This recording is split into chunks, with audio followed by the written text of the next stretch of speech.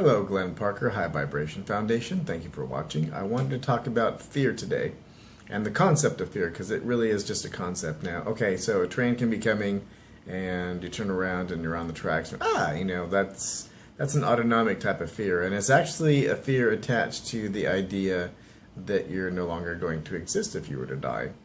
And that's not the case. You are forever. You're an eternal being in an immortal reality who came into density to come and play. So let's talk about some different concepts of fear. There's a couple different things that I've heard that I really like, and I think my favorite is Robert Kiyosaki's, where fear stands for false evidence appearing real, which means that you've bought into something that you believe. It's alluding to the fact that you're buying into something that you believe that isn't necessarily true, because reality is fundamentally neutral. You give definition and meaning to what's happening here and now in your reality. There's also a lovely Japanese story that kind of alludes to fear and being in a more redefining your fears and getting into a more peaceful state. There's a man being chased by a lion through a jungle, and he comes to a place and goes down to a precipice. And on the way down, he's sliding down, and he grabs this bush off to the side and hangs on, and kind of holds him. And he's looking up, and tiger sitting on the top waiting. Wasn't stupid enough to go down that way. And down below is a cliff down into Never Never Land to death. And the man in the moment is looking at both options, and then realizes that there's really nowhere to go, that death is imminent, whether it's down into the valley or eaten by a tiger. And as he's holding onto this bush, he realizes that there's berries on the bush, and he reaches over and picks some berries and puts them in his mouth, and he's like, oh, those are quite lovely and quite enjoyable. And he was able to be there in the moment and strip himself from fear and just be there in the here and the now. And I always thought that was a lovely story. That it's a prime example of where you can be. I mean, you could just as easily go, oh, I'm gonna die, the tiger's gonna eat me, or I'm gonna go in the valley, and da da da da. And you were not the vibration of realizing that at least before the end came, if it did actually come, because you might have opened up more possibilities by realizing that the berries were there and enjoying the berries. You open a whole different line of possibilities, because now you're fundamentally more of a vibration of different possibilities than being eaten by the tiger or going down into the valley. So those two I like Robert Kiyosaki's definition of fear as well, the false evidence appearing real, because it does allude to the fact that you're putting a definition on something, a belief on something, because you don't have a fear without a belief system around it. And let me give you an example of that. Just sit for a moment and think about Red Rabbit. How do you feel about Red Rabbit? How does that make you feel? Do you feel anything at all? I do this with a lot of clients, and they're like, they're looking at me like, well, should I know what Red Rabbit is? And it's just, something that I picked out because I don't think that there is anything in the world right now, at least culturally, for the predominance amount of my clients, that they know or see what Red Rabbit is. I don't know of anything, so that's why I picked it, because it has no emotional attachment to it. So ask yourself a question. Did you have any kind of reaction to Red Rabbit besides maybe curiosity or confusion because you thought you should know Red Rabbit is? But that's not really the topic we're getting on. We're getting on the fact that you didn't have an emotional response to Red Rabbit in all likelihood because you had no emotional attachment to it. But if I say money, or if I say love, or if I say sex, or orgasm, or any one of a number of other things, name of your boss, a name of an ex-lover, a name of a lover that you want to have, a celebrity, or what have you, sit with that and you'll find that you have an emotional response. You have a belief. You don't have an emotional response unless you have a belief behind it. There has to be something behind it that's in your consciousness, that's in your belief systems, that's giving you that emotional response. Because if Red Rabbit, you're like, yeah, whatever. Then if I said sex, or if I said money, well, whatever, or yeah, abundance, or what have you, or ooh, no, I don't have any money, and that constant fear is churning out parallel realities that are giving you more and more and more of the experience of not having enough money, or the abundance of lack, which I kind of like that because it's either abundance or a lack of abundance, because they're both abundant. They're just abundant one and something that's not, I don't like to call it something that you want to have or something that you don't want to have. I like to say more resonant and non-resonant, resonant, what resonates with you. Like, start to look at things from a more neutral standpoint so that you can have a better life experience and get more of the parallel realities that you really want to experience. So if you're starting to look at things from resonant instead of wanting and not wanting, you have less tendency to attach emotions to it. At least for me, that seems to be working. So as far as tools to ferret out, well, why do I have this emotional response? What do I believe?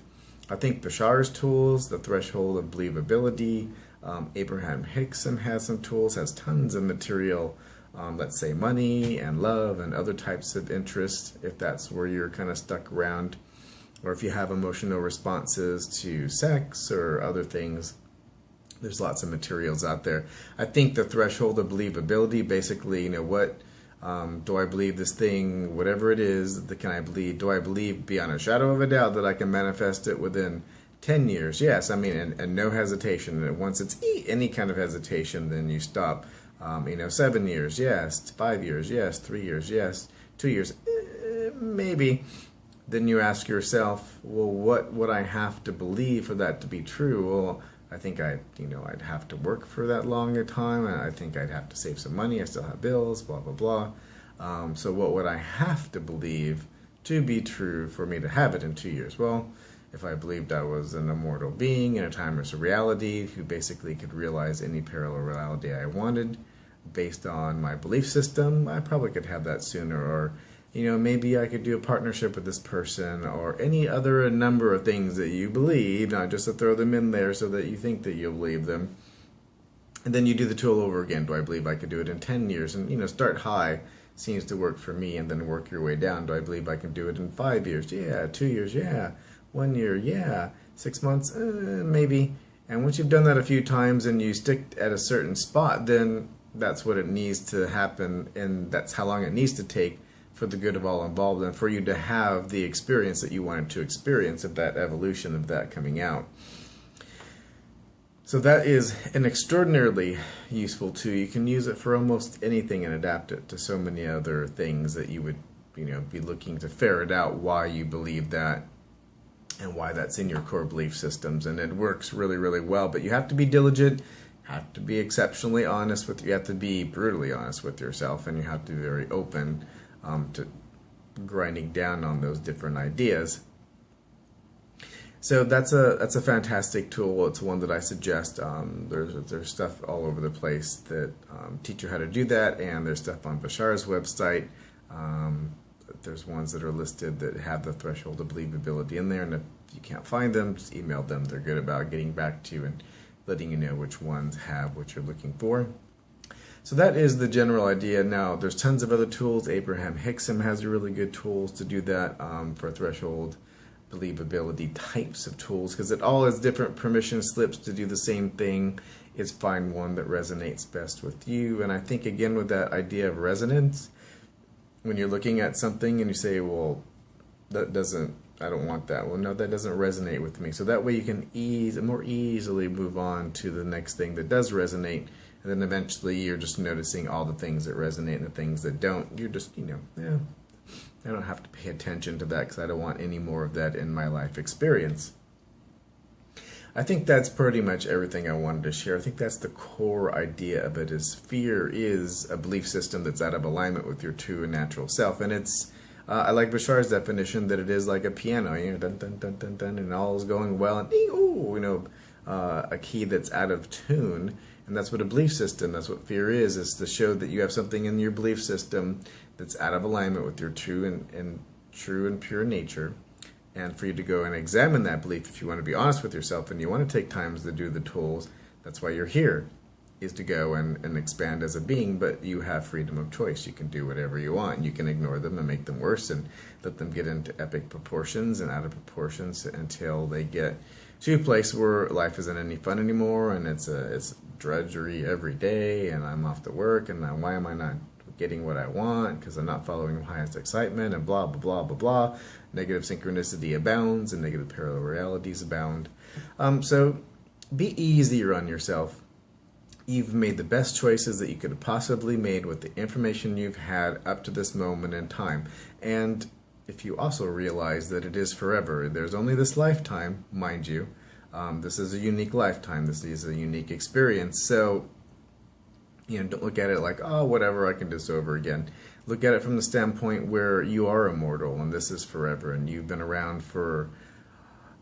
Since there's no time, there's no concept you can put on what you've experienced, because there is no number that we could attach to it that our minds could actually grasp. That's, billions upon trillions upon Googles upon the, Google squared to pi to numbers that would be so incomprehensible that even if it is, comprehensible to to physical reality mind, I don't think it really is. But the point of that is you are forever. So what if you didn't do this, or if you didn't get that, or if you didn't do whatever you wanted to do today? It is forever. Relax. You're too hard on yourself. Trust me, I've been there, and I'm still a little hard on myself from time to time, and I'm learning to back off and relax. So I'm trying to impart that on you. I'm trying to impart on you that it's not like, oh yeah, whatever, I can, I live forever, so and I am forever. This is a unique experience. So you don't need to stress out. You don't need to, I didn't get that done, or I didn't have this much, or I didn't get that lover, or they ran off with somebody else, or any number of things. My car has a flat tire, any of that. Maybe that flat tire, for instance, get you to the tow man who gives you a piece of information that you needed to put something together so you can do a Kickstarter campaign to be able to do a project that you've always wanted to do, etc. and so on. It is impossible for the human mind. It is not constructed to know how things are going to happen. So let go and relax. So that's my 2 cents on kind of stepping back and at least being a little easier on yourself, a little bit nicer to yourself, especially that. Be nicer to yourself. Don't beat yourself up for this or that not happening, or you didn't get this done, or whatever. You have forever to get stuff done. If you didn't do it in this lifetime, there's other versions of reality, there's other things you can go do to play out things so that you can have that experience. So relax. You have forever, literally forever, to do it in an idea that is... Okay, let me give you just a brief example of forever. I've done this once before, but Adronis basically said that if you are, let's say that you could go and you have the ability to go from planetary body to planetary body to planetary body. Just with every second you could go bzz, bzz, bzz, bzz, bzz, and go wherever you wanted. If you had billions upon billions upon billions of years in your lifetime, billions and billions and billions and billions of years, if you went from celestial body to celestial body over and over and over and over and over again every second, you would not get to all the celestial bodies in our galaxy. And there are billions upon billions of galaxies in this universe, and there's an infinite amount of universes. So if that broke your brain, because it did mine, just to give you an idea of how forever you are and how much there is to experience and how many things you could experience, if you relax off of the things that you haven't been experiencing that you might, and just label them as resonant or not resonant, I think you'll have a much better life experience and experience of things, and have the best possibility of experiencing things when you back off of those types of things and you don't put preconditions on them. And let's say you do the threshold of believability and you let go of expectation, and you're okay with it taking X amount of time to happen, let's say 6 months, and that's, you've gotten it and you've grinded it down to that number and it won't go down anymore. Be okay with that, and know being okay with it is the only chance that it gives, is the only chance that you have to give it opportunity to change. Once you're okay with it, okay, well, it'll take 6 months, it's all good, then I know that's me doing that on a higher level, and that's what I wanted to experience, so I'm all good with that. Let's go for that. And being all right with it is the only thing that gives it the opportunity to compress down more. So it's a paradox. You're at your point of power where if you don't give it up and you're kicking and screaming, it's gonna take longer, and you're not gonna get what you want. Or if you come to grips with who you and what you are, and you know that it's all good and that you're doing it for your highest benefit, and now that gives it time, the ability to collapse down lower and lower and lower. Thank you very much for watching. That's everything I wanted to share. Love and light. Please like and share, and if you have comments or if there's a particular topic you want to hear about, please send me a message. I'm answering all the ones that I can. I'm good about it. I'm answering everything, but it might take a day or so depending at this point in time. Thank you very much and have a fantastic day.